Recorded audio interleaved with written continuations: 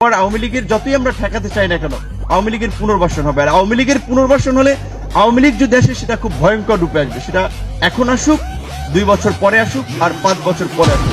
কোন দলকে ক্ষমতায় আনার জন্য নির্বাচনকে কোনোভাবে বিলম্বিত করা যাবে না।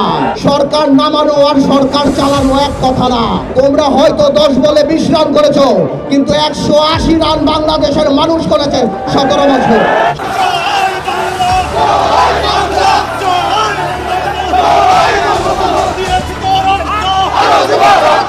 আওয়ামী লীগকে আপনি ব্যান্ড করতে পারেননি, এখন করেনও নি, করা উচিত হবে না। আগামী নির্বাচনে আপনি চান যে আওয়ামী লীগের অংশগ্রহণটা থাকুক? অফকোর্স আওয়ামী লীগের যারা দোষ করেছে আপনি তাকে ন্যায় বিচারের মাধ্যমে ইনভেস্টিগেশন করবেন, তাকে দোষী সাব্যস্ত করবেন, তাকে জেল দিবেন। আপনি আগেই হই হই করে এখানে ওখানে কে মারা গেছে কেস দিয়ে দিলেন, সেই কেসের মাধ্যমে তাদেরকে আটক করলেন। এটা কী ধরনের? দেশের বর্তমান পরিস্থিতি বিবেচনায় এটা অবশ্যই বলা চলে যে ক্ষমতায় তো দ্বিতীয়বার আওয়ামী লীগ আসবে।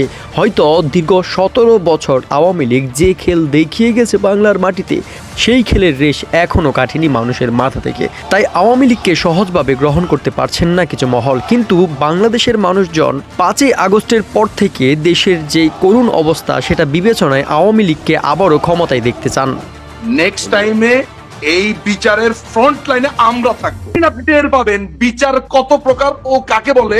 অন্তর্বর্তীকালীন সরকার একটা আছে, 40 লক্ষ শ্রমিকের 3 বছরের সমান টাকা প্রতি বছরের পাচার। গণঅভ্যুত্থান কি একবার হলো?